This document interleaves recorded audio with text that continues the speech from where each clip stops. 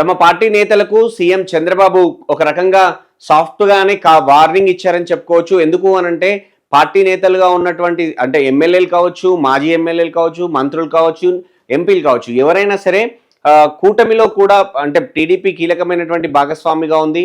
ఎన్డీఏలో కీలకమైనటువంటి భాగస్వామిగా ఉంది కాబట్టి కేంద్రంలో, రాష్ట్రంలో అధికార పక్షంగా ఉన్నటువంటి టీడీపీ నుంచి ఎలాంటి చిన్న చిన్న పొరపాట్లు కూడా జరగొద్దు అని చెప్పి సీఎం చంద్రబాబు భావిస్తున్నట్టుగా ఈ రోజుతో చాలా స్పష్టత వచ్చినట్టు మనం భావించవచ్చు. ఎందుకంటే ఫోటో దగ్గరనో లేదంటే ఫ్లెక్సీ దగ్గరనో లేదంటే కుర్చీ దగ్గరనో చిన్న చిన్న వాటికి మనం ఇబ్బంది పడిది వాళ్ళ ఎదుటి వాళ్ళని ఇబ్బంది పెట్టేలాగా వ్యవహరించొద్దు, అవన్నీ కూడా పట్టించుకోవద్దు అని చెప్పి చాలా కరాఖండిగా టీడీపీకి సంబంధించినటువంటి కొత్త కార్యవర్గంలో ఆయన అందరి నేతలకు ఓపెన్గానే వార్నింగ్ ఇచ్చారు. ముఖ్యంగా మనం చూసాం ఇటీవల వర్మ పిఠాపురం మాజీ ఎమ్మెల్యే వర్మకు సంబంధించినటువంటి ఇష్యూ, అక్కడ చంద్రబాబు ఫోటో ఫ్లెక్సీలో లేదని చెప్పి వర్మ కొంత అక్కడ హడావిడి చేశారు, అధికారులను నిలదీశారు.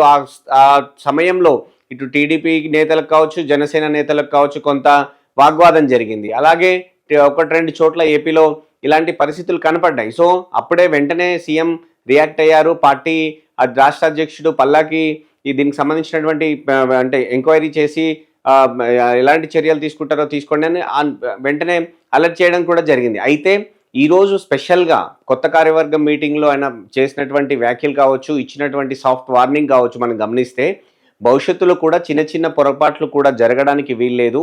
ఏ చిన్న పొరపాటు జరిగినా కూడా అది భవిష్యత్తులో పెద్దగా మారే ప్రమాదం ఉంటుందనే ఉద్దేశంతో అంటే చిన్న చిన్న ఇష్యూస్ అప్పుడే దీన్ని తుంచేయాలనే ఉద్దేశంతో చంద్రబాబు ఈ వ్యాఖ్యలు చేసినట్టుగా ఇటు టీడీపీ నేతలు కూడా భావిస్తూ ఉన్నారు.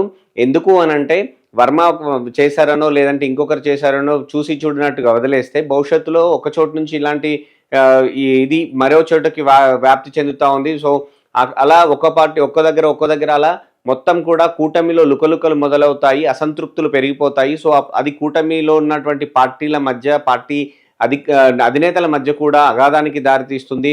సో అది మంచిది కాదన్న ఉద్దేశంతో చంద్రబాబు ఫుల్ స్టాప్ పెట్టాలి ఇలాంటి వాటికి అనే ఉద్దేశంతో ఈ వ్యాఖ్యలు చేసినట్టుగా గమనించవచ్చు. మనం చూసాం చాలాసార్లు పిఠాపురంలో కావచ్చు, మరో చోట కావచ్చు, ఎలాంటి గ్రౌండ్ లెవెల్ ఎలాంటి సమస్యలు ఉన్నా సరే పవన్తో వ్యవహరించే తీరులో చంద్రబాబు కావచ్చు, లోకేష్ కావచ్చు చాలా అంటే సాధారణంగా ఉంటుంది. పవన్తో మాట్లాడే విధానం కావచ్చు, అంతే స్థాయిలో జనసేన నుంచి కావచ్చు, పవన్ కళ్యాణ్ నుంచి కావచ్చు, అంతే స్థాయిలో వీళ్ళపై గౌరవం కూడా ఉంటుంది. సో పరస్పరం అధినేతల మధ్య, పార్టీ కీలక నేతల మధ్య ఒక ఏదైతే గౌరవం ఉందో, సహృద్భావ వాతావరణం ఉందో అది చెడిపోకుండా ఉండాలి అంటే గ్రౌండ్లో కూడా చాలా క్లియర్గా ఉండాలి, అందరం మనమే అనేటువంటి భావన ఉండాలనే ఉద్దేశంతో ఆ వ్యాఖ్యలు చేసినట్టుగా తెలుస్తోంది. సో బహుశా అంటే రాష్ట్ర కార్యవర్గము అంటే చాలా దాదాపు కీలక నేతలు అందరూ కూడా అక్కడే ఉన్నారు.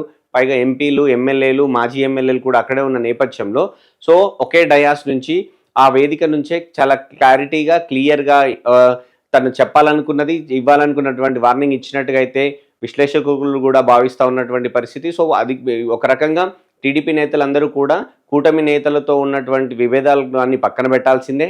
కూటమి నేతలతో ఎలాంటి అంటే భవిష్యత్తులో కూడా చిన్న చిన్న ఘర్షణలు కూడా దిగొద్దు అనేటువంటి మెసేజ్ అయితే వెళ్ళినట్టుగా మనం అయితే భావించవచ్చు.